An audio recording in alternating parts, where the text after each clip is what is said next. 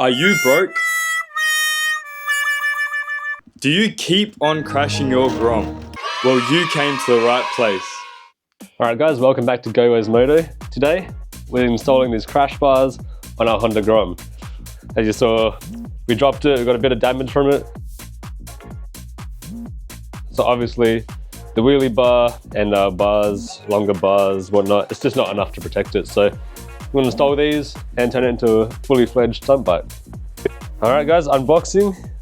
Firstly, we've got our instructions.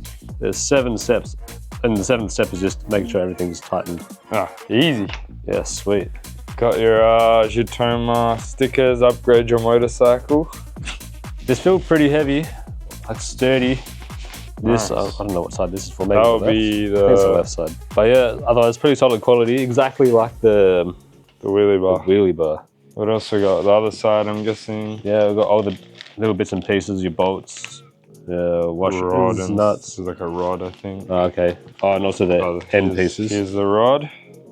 That goes through the bike. Oh, and then we've got our key tag again, same as the wheelie bar, and then just the other side. So yeah, packed very nicely, lots of foam, lots of bubble wrap.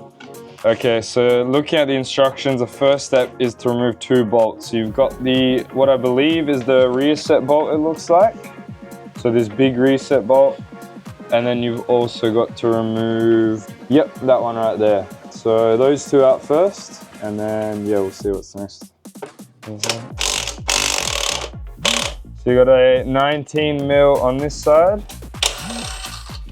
to remove that, and I believe this is a rod that goes all the way through.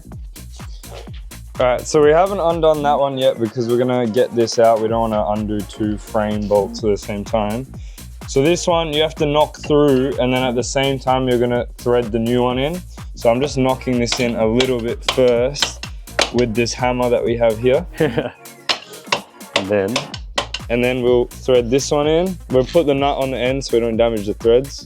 All right, go for that.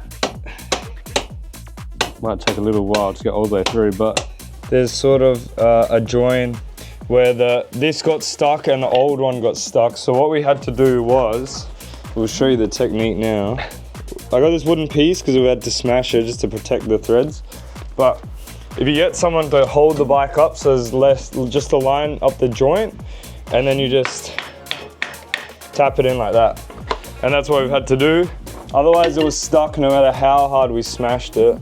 Wouldn't go in, so you need to take some tension off the joint just to help it line up properly. Again. All right, so now we'll remove this 14, which they told us to do earlier. Damn, bro, that's tight as fuck.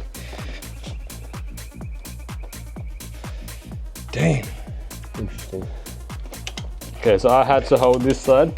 They're both 14s. This is just where the stud is. And it needed a breaker bar this big to pop that for some reason for a 14 mil. Jeez. All right, so now you'll put the spacer behind. Then you'll put your bar on. Put your washer on. It's very loose for now. And then you've got these new lock nuts. Just slide that on.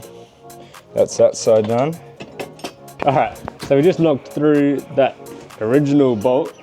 This one had no tension on it, so just a few taps and it slides straight out. Then we got a new longer one. So yeah, spacer behind there, then slot this over, washer, and then your lock nut. All right, and then after that, you just slot this through, line it up, and just push it all the way through with your finger like that. And then we'll meet you on the other side. You just push this here, sort of line it up if you can. So you've got this rod, so this will just connect the 2 sides for a bit of extra strength. So you put the washer on the bolt side and just thread that in. And just want it to be sitting right above the engine as so. Same on this side. Grab the thread, there we go. And that is it. Now we'll just tighten everything up. So 3 on each side, and then we are done. All right, now it'll be easier with 2 people. I'm gonna hold this lock nut. Push will get the other side over here. And slowly but surely, it'll start coming together. So before you tighten this all the way, it turns out this middle one is actually threaded. So that's why I had no nut. We were wondering why there was no nut. So you've got an Allen, which is a little bit annoying, but 8mm Allen key. 8mm Allen key. And then on this side, you'll be able to see it's just coming through there. So I noticed the blue in there and we were like, is it threaded? Yeah, so don't smash this one through, just thread it through. So finishing touches, you've got these end caps that just slot on here. Just these little Allens that slot in there to lock those in, similar to the wheelie bar, like those. So you can do those up, one on each side. And then you've also got these little rubber caps, which just go on here to cover up that hole. And you got one of those on each side as well. For the front bolt, the Allens, you'll need 2 of the same size Allen key. 6mm. 6mm, a little bit annoying because you need 2 of them, but one on each side because it will start spinning when it gets tight otherwise. And that is the bar fully on. Looks sick. This is the view. Pretty wide, as you can see now.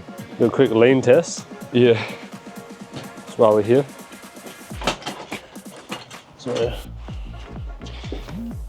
So yeah, keeps it off the ground.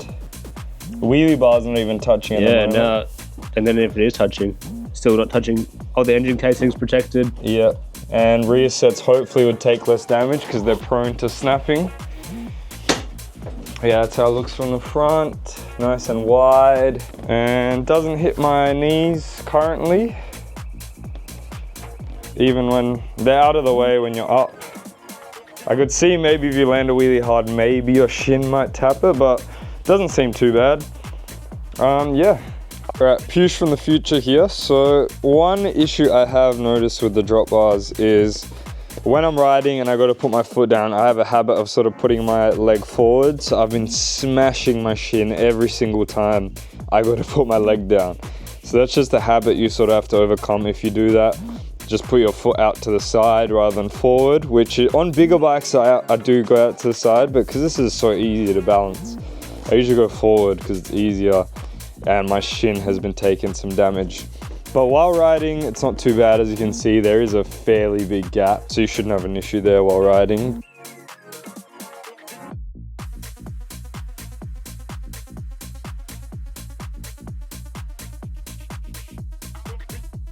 Alright guys, thanks for watching. So that was the Xitomer crash cage. So far, the quality seems pretty solid. We'll see over time how it unfolds, as with most Ali mods. But the wheelie bar's been holding up good, so I have no doubt this will be solid too. Mounts in a few spots, so you know, it doesn't put too much stress on any single spot if you do drop the bike. But yeah, thanks for watching. That was another Go Ways Motor video. Make sure to like and subscribe, and we'll see you next time. Alright guys, thanks for watching. So that was another Xitomer crash gauge. I can't speak.